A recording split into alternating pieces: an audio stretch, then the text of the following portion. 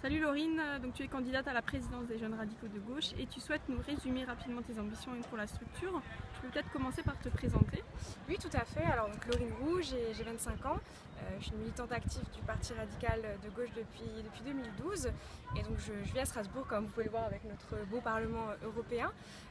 Alors, pour la présidence des Jeunes Radicaux de gauche, je suis candidate à cette élection, notamment parce qu'avec un groupe de plusieurs jeunes radicaux venus d'un petit peu partout en France, on a porté un projet, on a réfléchi à toutes les améliorations qui étaient possibles, tant en termes de structure, de communication, mais également en termes programmatiques. Et donc on aimerait vous présenter ce projet et faire en sorte que ce soit véritablement un projet collaboratif et participatif. Donc si vous me faites confiance, j'aurai la chance de pouvoir l'initier, mais avant tout, je souhaite vous en parler et en débattre avec vous.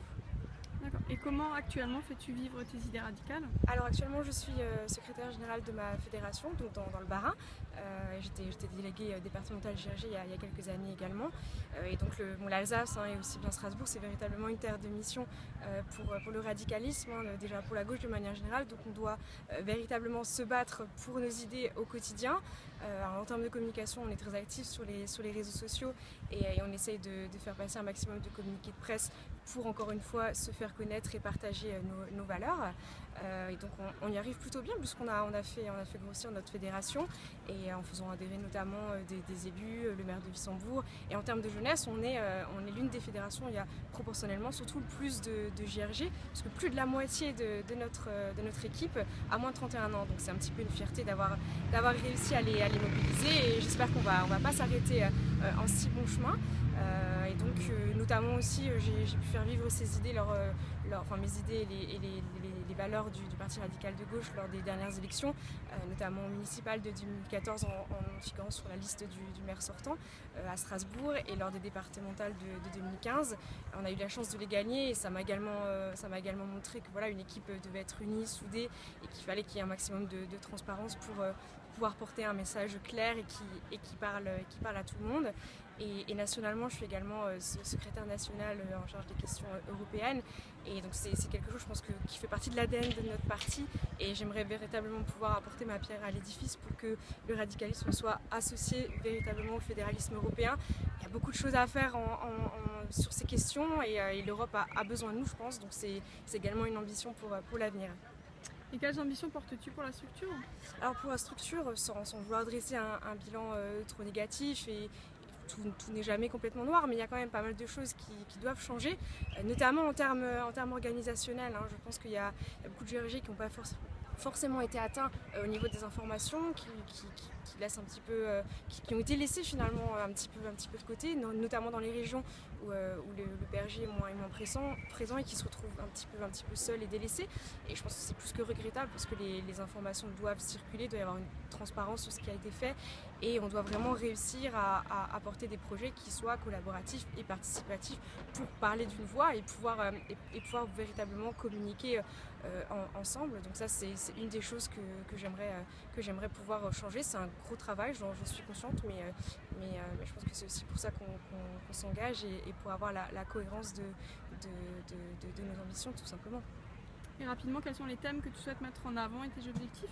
Alors je ne vais peut-être pas tous les citer parce qu'on a énormément de thèmes sur lesquels on doit être actif et vous pourrez d'ailleurs retrouver dans mes documents de campagne l'essentiel des propositions qu'on a faites et également y participer et ajouter vos suggestions.